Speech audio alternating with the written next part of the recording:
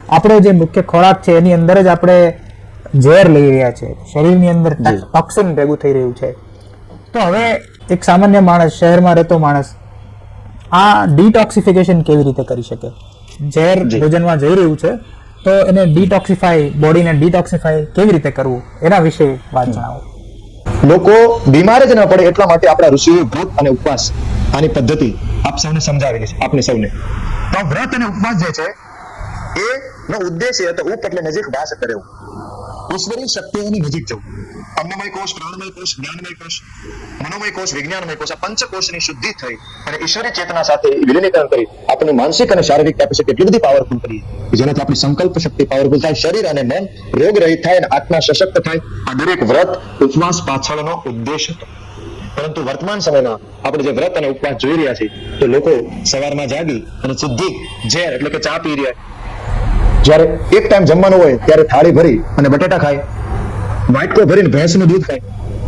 તો તમો અને રજોગુણ પ્રધાન તો આહાર લેવાનો જ નથી. અને લોકો એમ કે મને ઉપવાસ છે. આ વ્રત નથી, આ વિકૃતિ છે. ઋષિઓ ક્યારે આવો ઉપવાસ બતાવ્યો નથી. તો ઉપવાસની શ્રેષ્ઠ પદ્ધતિ કઈ? તો અમૃતા ગળો આપણા હાથરે હોવું છે અને એના ઝીણા ઝીણા કટકા, એટલા વેઢા જેટલા કટકા કરવા અને આંગળીથી જાડી ગળો લેવા. આનાથી પાતળીમાં પોટેન્સી હોતી નથી.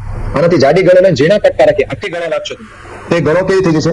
સુકાઈ જશે, તો બગડી જશે. ઝીણી ગળો રાખશો તો એ સુકાઈ પણ જશે અને સારી પણ થશે. તો આ ગળાને ખાંડી અને પાવડર કરવાનો.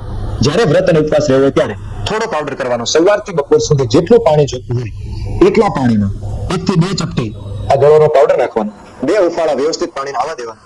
તરસ લાગે ત્યારે 10-10 મિનિટે ઘૂંટડે આ પાણી પીવાનું. ખૂબ લાળ મિક્સ કરીને બપોરે પાછું બીજું બનાવવાનું. બપોરથી સાંજ સુધી જેટલું પાણી જોતું હોય એ પાણીમાં પછી 1 થી 2 ચપટી ગળોનો પાવડર નાખવાનો. 2 ઉફાળા વ્યવસ્થિત આવવા દેવાના. સ્ટીલની બોટલમાં પાણી ભરી રાખવાનું. 10-10 મિનિટે પાણી બહાર કાઢીને સહન થાય એવું થાય ત્યારે મોઢામાં મૂકીને ખૂબ લાળ મિક્સ કરી પાણી એકદમ મીઠું થઈ જાય, અમૃત થઈ જાય પછી ઉતારવાનું. 24 કલાક વ્રતના દિવસે આ જ પાણી પીવાનું. આ પાણી પીશું એટલે આપને ભૂખ પણ નહીં લાગે અને બિલકુલ નબળાઈ પણ નહીં લાગે, ઉર્જા લાગશે. અને તે દિવસે ફળાહારમાં ઉત્તમ ફળ અમૃત એટલે કે આંબળા, આંબળાનો પાવડર અથવા આંબળાનો ફ્રેશ જ્યુસ, સીઝન હોય તો ફ્રેશ જ્યુસ, આંબળાનો પાવડર એ જ પાણીમાં ડાયલ્યુટ કરી અને 3 ટાઈમ. અને ત્રીજી અમૃત કે જે એનાથી ટોક્સિન્સ ભેગા થયા હોય એ ત્રીજું અમૃત એટલે કે હરડે.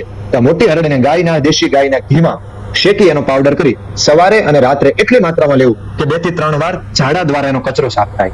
તો ગળો અમૃત, આંબળા અમૃત અને હરડે અમૃત, આ ત્રણેય અમૃતનું આપણે સેવન કરીએ. આ પદ્ધતિથી આપણે વ્રત રહીએ તો શરીરની પણ શુદ્ધિ થાય, મનની પણ શુદ્ધિ થાય, રોગ મુક્તિ પણ થાય. તમે આને શબ્દ એવો વાપરી શકો કે વ્રત, ઉપવાસ, નિરામીકરણ, અમૃતીકરણ અથવા તો ડિટોક્સિફિકેશન એવો પણ શબ્દ તમે આના માટે વાપરી શકો.